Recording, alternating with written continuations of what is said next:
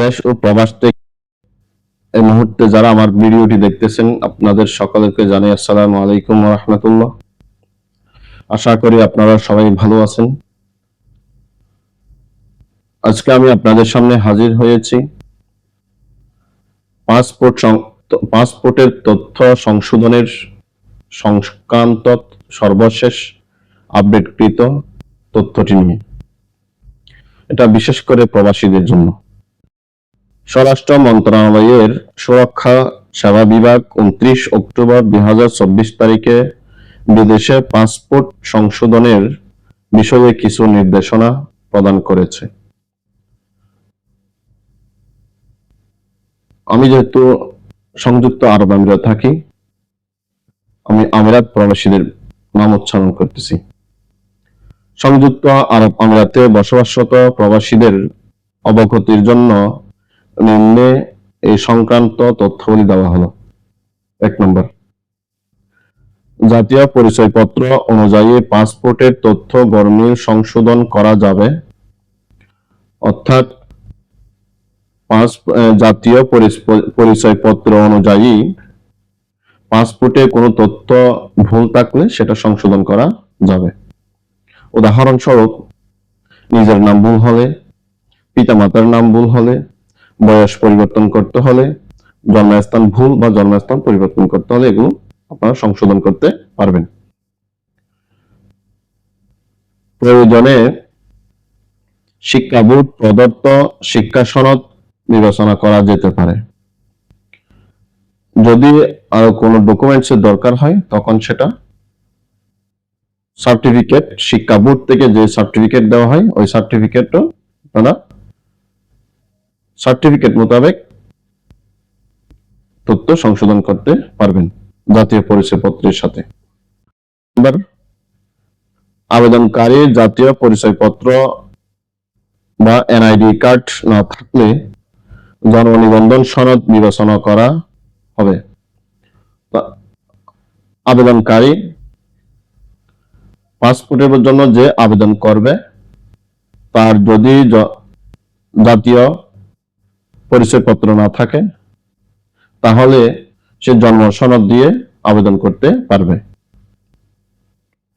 তবে পূর্বের জাতীয় পরিচয়পত্র অনুযায়ী পাসপোর্ট করা হলে সে জন্ম নিবন্ধন দিয়ে পাসপোর্টের তথ্য সংশোধন করতে পারবে না। অর্থাৎ পূর্বের পাসপোর্ট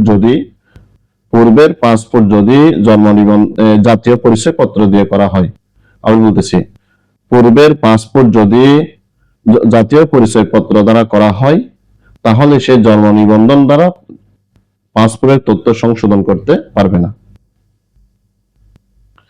একইভাবে অপ্রাপ্তবয়স্ক বা যাদের 18 বছরের নিচে আবেদনকারীর ক্ষেত্রেও জন্ম নিবন্ধন সনদ অনুযায়ী পাসপোর্টের তথ্য পরিবর্তন করা যাবে। অর্থাৎ 18 বছরের নিচে যাদের জাতীয় পরিচয়পত্র নাই তারা পাসপোর্টের জন্ম নিবন্ধনের মাধ্যমে পাসপোর্টের তথ্য সংশোধন করতে পারবে। সনদ দিয়ে যদি কেউ পাসপোর্টের তথ্য সংশোধন করতে চায় তাহলে সেক্ষেত্রে তার প্রয়োজন হবে সার্টিফিকেট, শিক্ষা মন্ত্রণালয় থেকে দেওয়া সার্টিফিকেট, আমিরাত আইডি এবং স্টুডেন্ট আইডি। এই 3টি ডকুমেন্টস কাগজপত্র সাবমিট করতে হবে জন্ম নিবন্ধনের সাথে। 3 নম্বর, আবেদনকারীর বয়স সংশোধনের ক্ষেত্রে সর্বোচ্চ 5 বছরের ব্যবধান বিবেচনা করা হবে।